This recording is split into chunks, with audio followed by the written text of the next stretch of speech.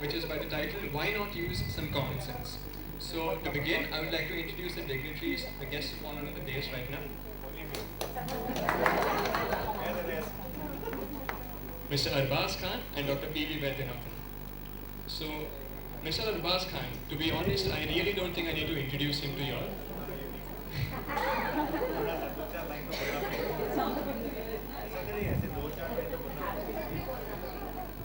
Yeah, he's an actor.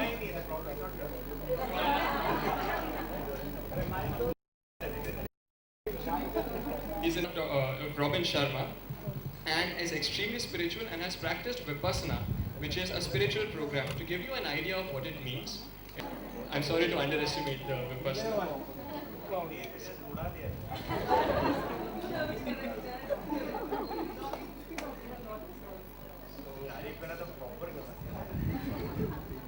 So you basically spend that time with your own self without any means of communication, and you introspect and you realize yourself through meditation. So it is an experience like no other, and only he'll be able to explain it better. So he has had practically a Midas touch to everything that he's tried out. So thank you so much for being here today. We have Dr. P.V. Vaidyanathan here, who I have.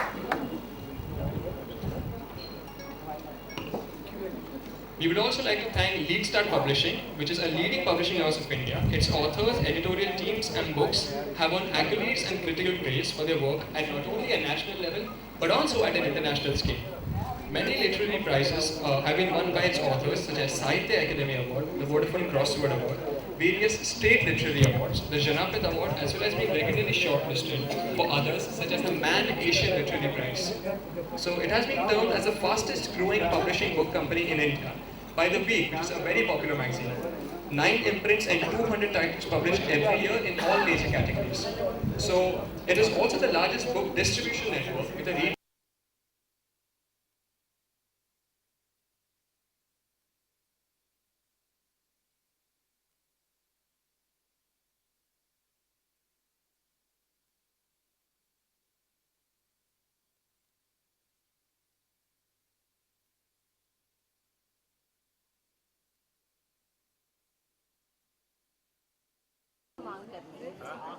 I want to ask for more time.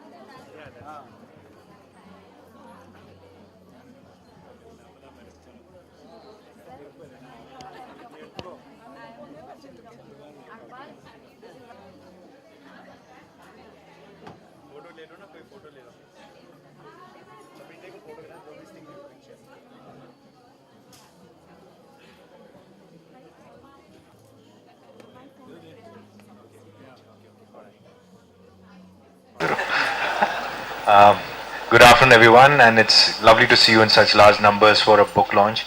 And Mr. Vaidyanathan is a gentleman who actually I know him through his wife, Rama. Where is she?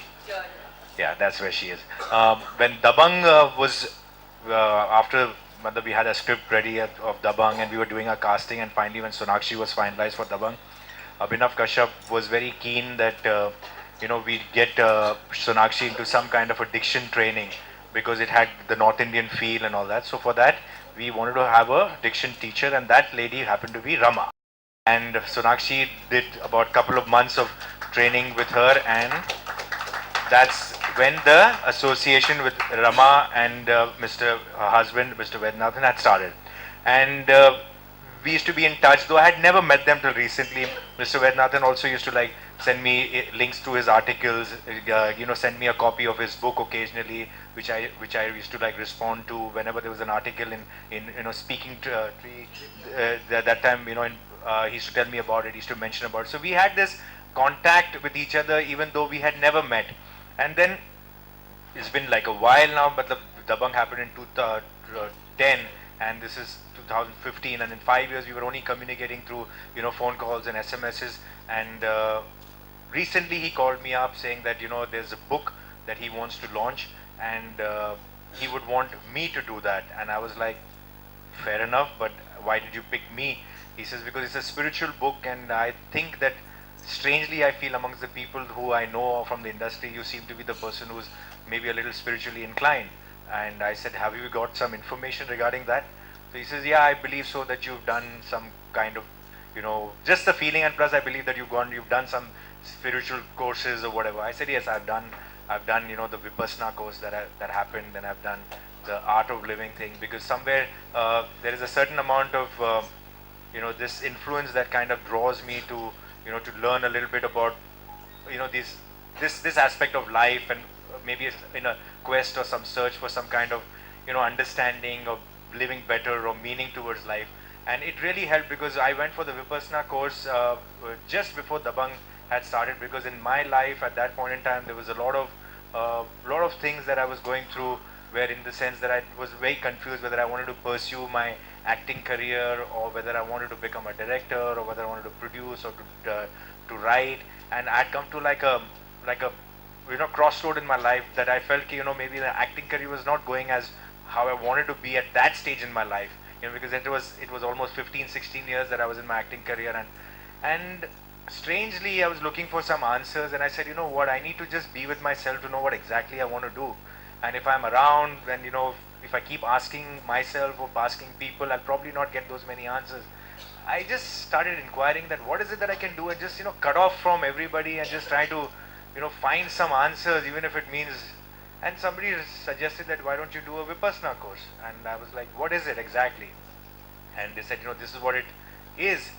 And it seemed very tough to do. And I said, I was like willing, because at that point in time I was like, I'll go ahead and do it. And I found out about it, and I enrolled in that, and I got an admission in Igatpuri, which is their founder place.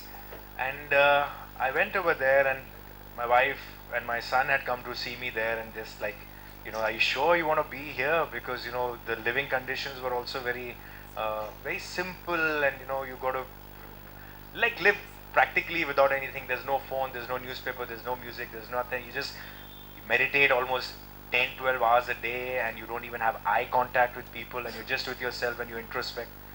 And I was not sure whether I'd pull through that, but strangely I did, and I did all 10 days of it, and I felt very good. And that kind of initiated my liking towards reading more about this kind of stuff. So brought in introduction to some writers that I read, and Robin Sharma, and a lot of these writers who write stuff on this kind of stuff, Deepak Chopra and all of that.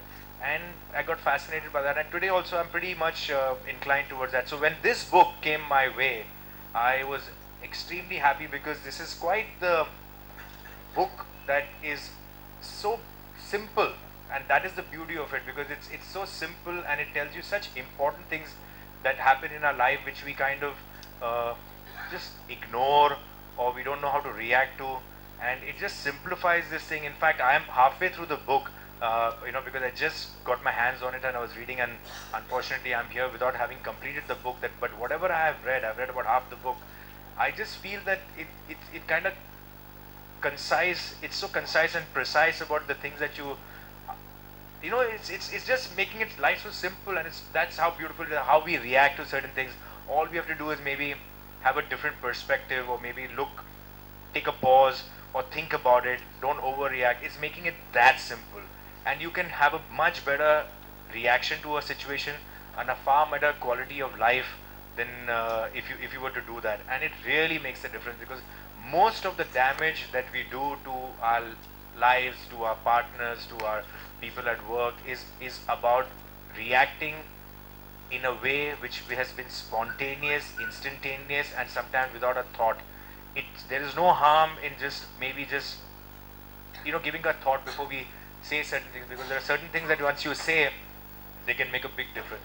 So this in certain ways is a sort of a handbook, manual towards a better day-to-day living and reacting in life, and that's how one should look at it. It's a bedside book.